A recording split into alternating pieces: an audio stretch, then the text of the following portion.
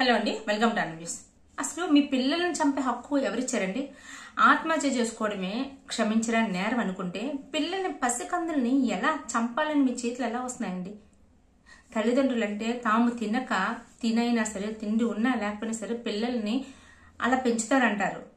ఇలాంటి వాళ్ళని చూస్తేనే తల్లిదండ్రులు ఇంకేం మాట్లాడాలో కూడా అర్థమవట్లే. అసలు అడుక్కున్న తల్లిదండ్రులు కూడా పిల్లల్ని చక్కగా పెంచాలని చూస్తారండి. వాళ్ళకున్న దాంట్లో ఏదో ఒకటి పెట్టి పెంచాలని చూస్తారు. ఏం చేసినా సరే ఒక మాట అంటారు, మనకి ఏం చేసినా సరే, అంటే ఏ చెత్త పని చేసినా సరే పిల్లల్ని మాత్రం మంచిగా పెంచాలి, పిల్లల్ని పెంచుకోవాలి, సో అక్కడ మాత్రం వదలకూడదు అని. నీకేం తక్కువ వచ్చింది? ఎత్తినే కాదండి, ఈ మధ్యకాలంలో మీరు ఒకసారి అబ్జర్వ్ చేస్తే బాగా ఈ సూసైడ్స్ చాలా ఎక్కువైపోయాయి.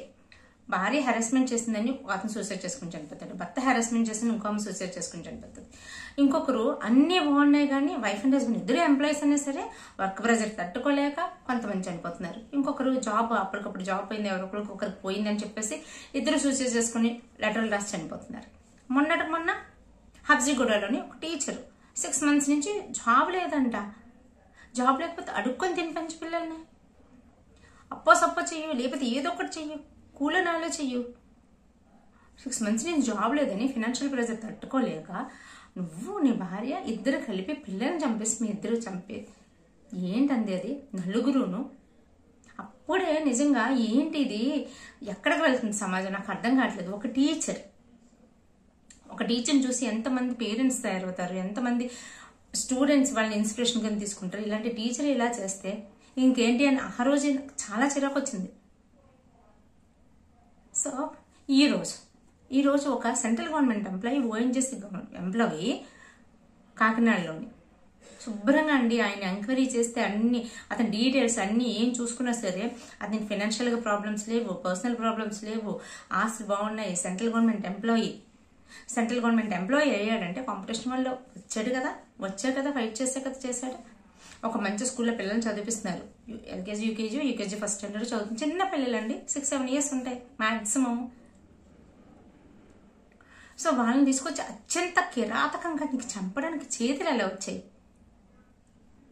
ఈ కాంపిటీషన్ వల్ల వాళ్ళు సెట్ కాలేరు అని చెప్పి ఒక స్కూల్లో జాయిన్ చేశాడంటే ఆ స్కూల్ మానిపించేశాడంట. స్కూల్ మానిపించేసి ఇంకో స్కూల్లో జాయిన్ చేయడం. సో ఇప్పుడు మేబీ ఇది మార్చేది కాబట్టి హాలిడేస్ అయ్యి ఉండొచ్చు. స్కూల్లో జాయిన్ చేసే ప్రాసెస్ ఏంటి అని అడిగితే చుట్టుపక్కల ఉన్న వాళ్ళకి, వాళ్ళ రిలేటివ్స్, వాళ్ళ ఫ్రెండ్స్కి కాంపిటీషన్ వల్ల వాళ్ళు తట్టుకోలేకపోతున్నారు అని చెప్తున్నాడు. అంటే నువ్వు చాలా తెలివైన వాడువా? అంటే నీలాగా నీ తెలివితేటలతో వాళ్ళు కంపేర్ చేసుకుని నీకు చిన్న చూపు అనిపించిందా? నీ పిల్లలు చాలా అమాయకుల్లా అనిపించి మేబీ అయితే వాళ్ళు ఎలా చదువుతున్నారో నాకైతే తెలియదు. ఇప్పుడు ఇతను సిచ్యువేషన్ ప్రకారం చూస్తుంటే ఇతను ONGC central government employee. So maybe వాళ్ళు ఎల్కేజీ యూకేజీ స్టూడెంట్స్కి ఏం పీకేస్తారండి? అబ్దుల్ కలాం గారు బిలో యావరేజ్ స్టూడెంట్, ఆయనకి మ్యాథ్స్ అంటే భయం. సో అలాంటి ఆయన ఎంత పెద్ద స్టేజ్కి వెళ్ళారు?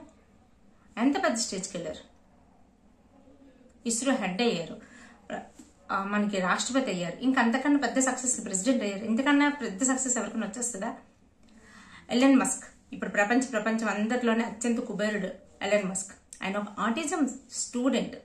ఇప్పుడు నీకు ఆటిజం ఉందని చెప్పేసి వాళ్ళ తల్లిదండ్రులు చంపేస్తే, కాంపిటీషన్ వల్ల సెట్ అవ్వలేదని చంపేస్తే ఈ రోజు ఒక ఎలన్ మస్క్ లేడు, ఒక రాష్ట్రపతి ఉండడు, ఒక అంతమందికి ఇన్స్పిరేషన్ కలిగించి ఒక అద్భుత కలం లాంటి ఉత్తమమైన ఇండియా ఇంత స్పేస్ టెక్నాలజీ వైపు ఇంత పరుగులు పెట్టించింది అంటే, ఇంత కాంపిటీషన్ వల్ల ఇంత ముందుకెళ్తుందంటే ఆ అబ్దుల్ కలాం పాత్ర ఎంతో మనందరికీ తెలుసు. అలాంటి అబ్దుల్ కలాం ఉండడు. ఎంతో మంది ఫిజికల్ హ్యాండిక్యాప్డ్, ఎంతో మంది పోలియో స్టూడెంట్స్ ఎంత సక్సెస్ సాధించిన వాళ్ళు ఉన్నారు చెప్పండి. అంటే ఈ పేరెంట్స్ అందరూ కూడా ఇలాగే చేస్తే వీళ్ళు ఎవరు ఉండరు కదా. ఎన్నో సంవత్సరాలు, 20 సంవత్సరాలు 30 సంవత్సరాలు కూడా మెంటల్ డిజబిలిటీ వల్ల చిన్న పిల్లల్లాగా ఇప్పటికీ కూడా వాళ్ళకి యూరిన్కి టాయిలెట్ కూడా వెళ్ళలేని పిల్లలను కూడా సంకనెత్తుకొని సాగుతున్న తల్లులు ఉన్నారు. ఇంతకన్నా ఏం కావాలి? ఇంతకన్నా నీ పిల్లలు 6 years 7 yearsకి నువ్వు ఒక జడ్జ్మెంట్ పాస్ చేస్తావా వాళ్ళు ఈ కాంపిటీషన్ వల్ల సక్సెస్ కాలేరని? ఎంతో మంది below average students IAS IPS officer అయిన వాళ్ళు ఉన్నారు. అసలు నీలాంటి వాళ్ళని చూసి ఇంకా ఎంతమంది ఇలాంటి తయారవుతారు అర్థం కావట్లేదు. అసలు ఇలాంటి తండ్రి పిల్లల్ని ఎందుకండి కండం? ఏ హక్కుతో పిల్లల్ని అంత కిరాతకంగా కాళ్ళు చేతులు కట్టేసి వాటర్లో ముంచేసి, అసలు అంత పాపం, అంత అన్యాయం, అంత ఘోరమైన తప్పు వాళ్ళు ఏం చేశారు? వాళ్ళు చేసిన తప్పు ఏదైనా ఉంటే నీలాంటి తండ్రి కడుపును పుట్టడమే. ఒక తండ్రిగా పిల్లలిద్దరిని తీసుకుని వెళ్ళి చంపేసి నువ్వు చనిపోయావు అంటే నువ్వు ఆ తల్లికి ఇచ్చిన పనిష్మెంట్ ఎంత పెద్ద పనిష్మెంట్ అది. ఆ తల్లి ఎలా తట్టుకుంటుంది? అసలు ఏం చూసావని చెప్పి, ఏ కష్టం ఉందని చెప్పి, అసలు ఇంత ఘోరం అండి. తల్లిదండ్రులు మెంటాలిటీస్, మనస్తత్వాలు ఇటు వెళ్ళిపోతున్నాయి. ఒక పక్క కొంతమంది తల్లిదండ్రులను చూస్తుంటే అద్భుతం అనిపిస్తారు. చాకుతారండి పిల్లల్ని. సక్సెస్ తో పని లేదు వాళ్ళకి. పిల్లలు బ్రతుకుంటే చాలా, వాళ్ళ కళ్ళ ముందు హాయిగా ఉంటే చాలా సాగిన పిల్లలు ఎంతో తల్లిదండ్రులు, ఎంతో మంది తల్లిదండ్రులు వాళ్ళని ఎంకరేజ్ చేసుకుంటూ వాళ్ళ కోసం జీవితాలను పక్కన పెట్టేసి వాళ్ళు బతికుంటే చాలు అని చెప్పి చదివించినటువంటి జీవించిన ఎంతమంది పేరెంట్స్ లేరు చెప్పండి? ఎన్నో ఇన్స్పిరేషనల్ పేరెంట్స్ ఉన్నారు. ఎంతో మంది ఆ పేరెంట్స్ నుంచి ఏమీ సాధించలేరు అనుకున్న పిల్లలు ఎంతో సాధించిన వాళ్ళు ఉన్నారు. అసలు సాధించలేని పిల్లలు కూడా ఉన్నారు. కానీ వాళ్ళ తల్లిదండ్రుల సమక్షంలో ఎంత హ్యాపీగా ఉంటారు వాళ్ళు. ఆటిజం ఉందనో, లేకపోతే నీకు మందమరుపుగా ఉన్నారో అనో, లేకపోతే ఏంటిది కాంపిటీషన్ వల్ల సెట్ అవ్వలేకపోతున్నారు అంటే ఖచ్చితంగా డెఫినెట్లీ నువ్వు నీతోనో లేకపోతే పక్క స్టూడెంట్తోనో కంపేర్ చేసుకున్నావు. అది నీకు అవమానంగా అనిపించి నువ్వు ఇలాంటి పని చేసావు, అంతే, సింపుల్. ఎటువంటి ప్రాబ్లమ్స్ లేవు. వాళ్ళ బ్రదర్ కూడా చెప్తున్నారంట, మనకి ఎటువంటి ప్రాబ్లమ్స్ లేవు, అన్ని చాలా బాగున్నాయి, ఏదో జరిగిందంటే ఏమీ జరగదు. అన్ని బాగున్నప్పుడే ఇలాంటి కాంపిటీషన్స్, ఇలాంటి కంపారిజన్స్ వస్తాయి. ముక్కు పచ్చలారని పిల్లలండి. అసలు నీకు ఏ హక్కుతో నువ్వు ఇలా చేస్తావు? నిజంగా చెప్తున్నా, చనిపోయిన తర్వాత అటు నరకంలోకి వెళ్తాడో తెలియదు, లేకపోతే త్రిశంకర స్వర్గమో ఏదో అంటారు మధ్యలో ఉండిపోతాడో తెలియదు, కానీ ఎక్కడున్నా సరే ఎలాంటి ఎవ్వరు కూడా క్షమించడానికి పాపం చేశాడు.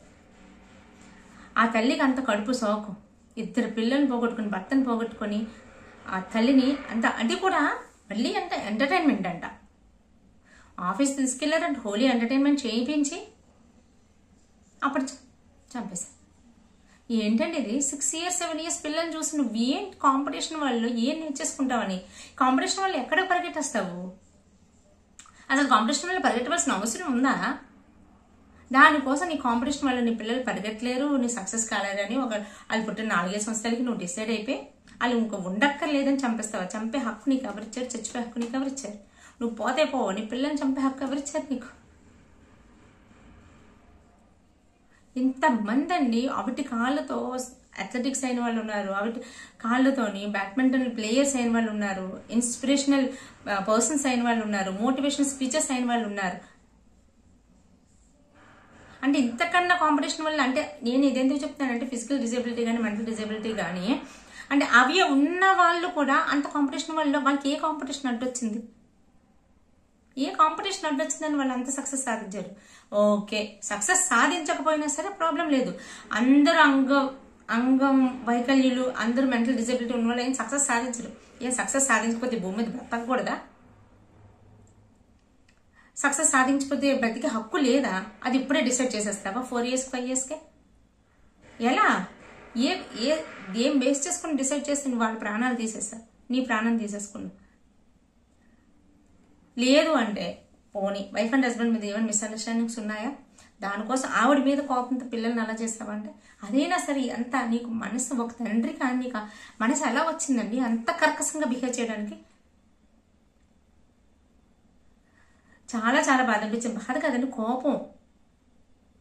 అసలు ఇలాంటి తల్లిదండ్రులను చూస్తుంటే అసహ్యం వేస్తుంది. చనిపోయినా సరే ఇతని మీద చూడండి, ఒక్కరంటే ఒక్కరు కూడా అయ్యో చనిపోయారన్న మాట రావాలి, చీ థూ అని వస్తున్నారు. అలాంటి పరిస్థితి చేస్తారు. అబ్బుని శుభ్రం తెలియని పిల్లల్ని అంత ఘోరంగా చంపేసి చిచ్చి